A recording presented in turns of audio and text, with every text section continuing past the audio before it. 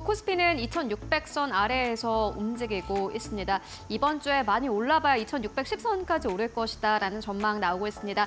전체적으로 증권사에서는 레인지 자체를 좀 적게 보고 있는 상황인데요. 그만큼 시장의 변동성이 커지고 있기 때문입니다.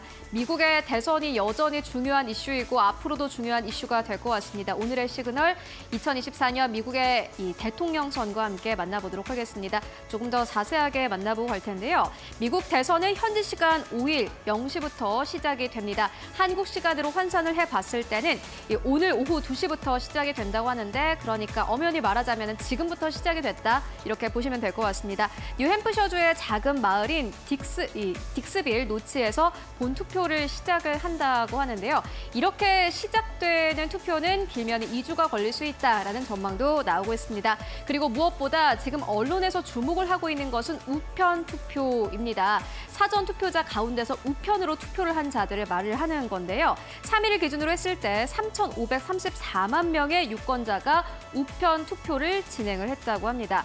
경합주 7곳 중에서 애리조나와 네바다만 선거일 전에 개표가 가능하고요. 나머지 5주는 선거일에 우편 투표를 개표한다고 합니다. 그리고 네바다 같은 경우에는 우편 소인이 5일까지 찍혀 있으면은 9일까지 도착분을 모두 다 반영을 해서 이 우편 투표가 진행이 된다고 합니다. 우편 투표가 중요한 이유는요. 결국에는 이것이 무언가를 바꿀 수 있을 만한 변수가 되기 때문입니다. 우편 투표는 밀봉된 투표 이 봉투를 열어서 선거뷰별로 분류를 하고 유권자 서명을 확인해서 개표 준비에 좀 시간이 걸리는 작업인데요. 그렇기 때문에 개표 초반에 선두를 달리는 후보가 우편 투표 개표 후에 추월을 당할 수 있다라는 평가가 나오고 있습니다. AP통신 측에서는 애리조나 개표 완료가 최장 13일이 걸릴 수 있다라는 전망을 내놓기도 했습니다. 2000년대를 좀 생각을 해보면 우편 투표가 왜 중요한지 이해하실 수 있을 텐데요.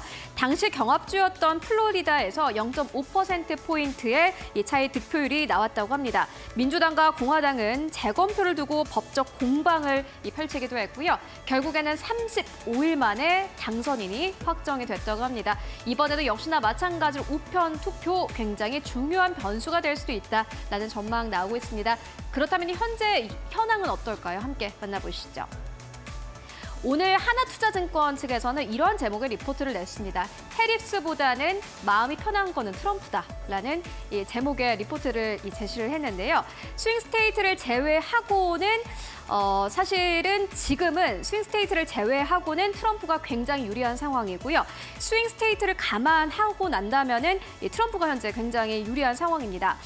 대통령 당선까지 필요한 선거인단 수는 270명입니다. 승리가 확실시되는 주는 총 19개인데요. 총 226명의 선거인단을 현재 해리스가 확보한 것으로 나타났습니다. 44명이 추가적으로 필요한 상황이고요. 또 스윙스테이트를 감안했을 때는 트럼프가 우위인 것으로 나타났습니다. 트럼프 대통령 당선까지 필요한 선거인단 수는 총 270명 정도로 현재 집계가 됩니다.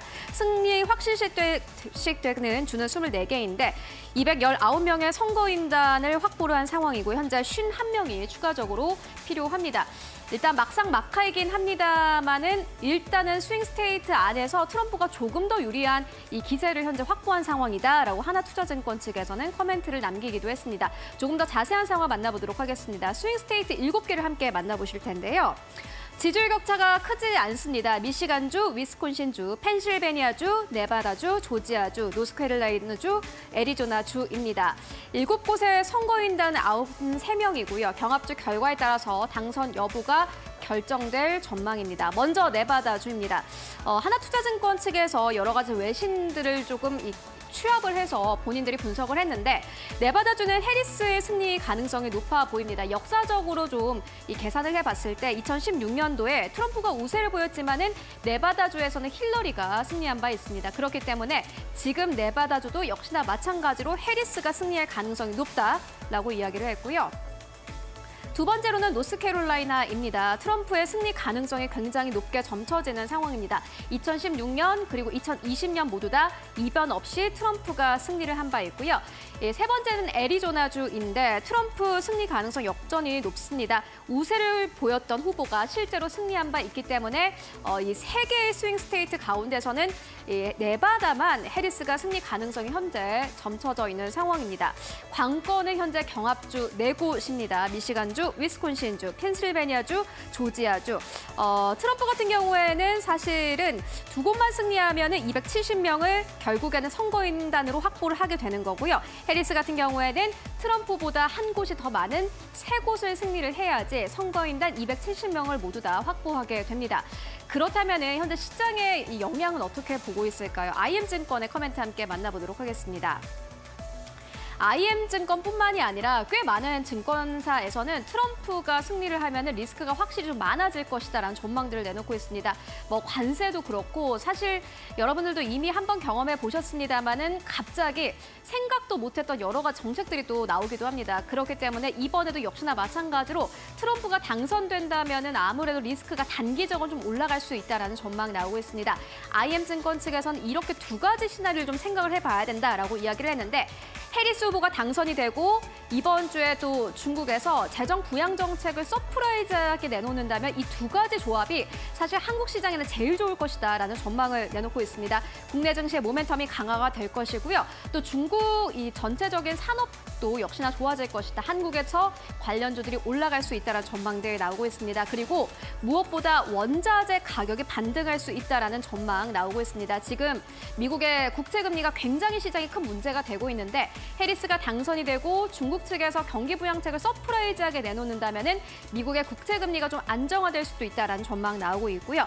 만약에 해리스가 당선이 되더라도 만약에 중국의 재정 부양 쪽에서 좀 실망스러운 이러한 좀 스탠스가 나온다면은 원자재 가격은 하락을 할 것이다라는 전망 나오고 있습니다. 최악의 조합은 트럼프가 당선이 되고 중국에서도 경기 부양책이 생각보다 안 나오는 것이 최악의 시나리오가 될 것이다라고 IM증권 측에서는 커멘트를 내놓기도 했습니다.